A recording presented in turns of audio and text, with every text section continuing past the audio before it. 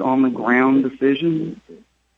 But now we've reached this level that the administration is just not listening to these Lady Vols. They're not going away, and July 1st is just another day on the calendar because they're going to keep this up for years. Roger, you mentioned bringing up a couple of points. One thing on the Lady Vols, in some circles and some people from far away might look at that and they think the Lady Vols represents that it is demeaning. No one that's been a part of that program thinks that way. Student athletes, they see it as a sign of strength. They see it as a symbol of what Pat Summitt with the women's basketball program has done, not just for a basketball program, for the university, for the state of Tennessee, and for women in general. They see it as a sign of strength. And that's why, it's not the words, it's what's behind it and what it stands for. You're in the public arena, and when you make decisions, you can often get criticism on one side or another. But it's these guys, these bureaucrats at UT have gone out of their way to just create discord and animosity. And as you said, this is what I marvel at. They can't come up with a reason, a real solid reason is why this is a good idea. It's as though they came up with a stupid idea, and now they're too stubborn to back away from it. And to be honest with you guys, that's the only thing I can figure out. It doesn't make financial sense because, we're still going to print Lady Vol wear because we still have the basketball.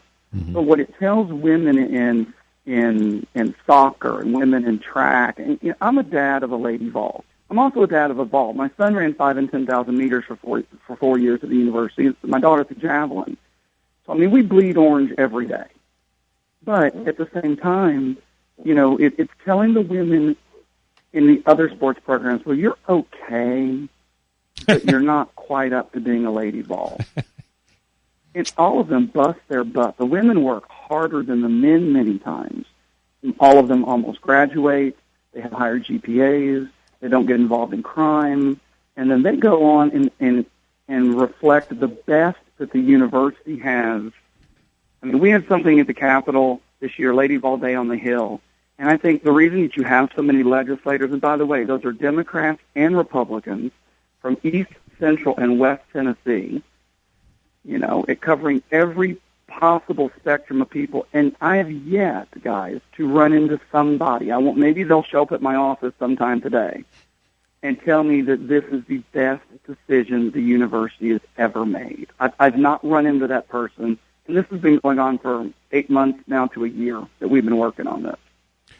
Roger, I think the Chancellor Cheek, Athletic Director Dave Hart, I think they believe that after July 1st, when the change is made, that this will go away. I've talked to a lot of people, a lot of former athletes, Lady Vols athletes, fans, boosters, supporters of the program. This isn't going away. I think people are going to be even more determined to get this change back to the way it was. Well, and if you read my letter that I sent to them, I understand the lifespan of an athletic director and a chancellor.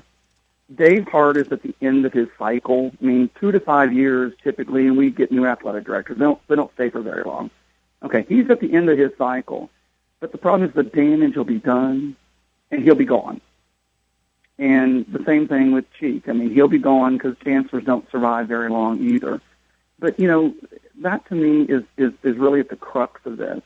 These guys are making these life-changing decisions at the university.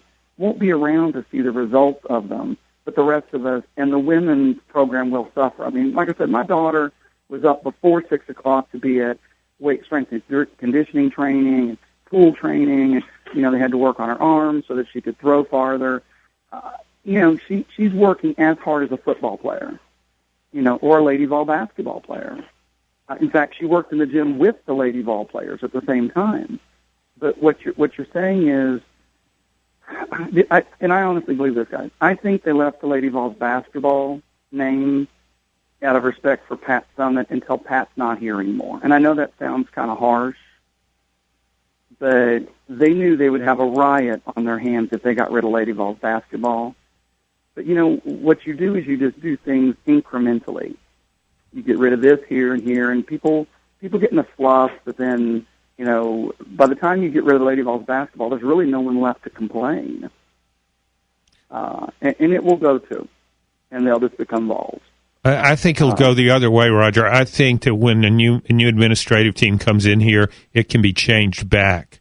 It's a great opportunity for an administrator to be wildly popular. Administrators don't get that opportunity too often. Anybody that's smart, that should be smart enough to ascend to that job, that position, should make that change. So I look at this That'd as be the first thing I would do if I get the job. well, sure. I mean, but it makes so much sense. And you mentioned I don't think they're doing it out of respect for Pat Summitt.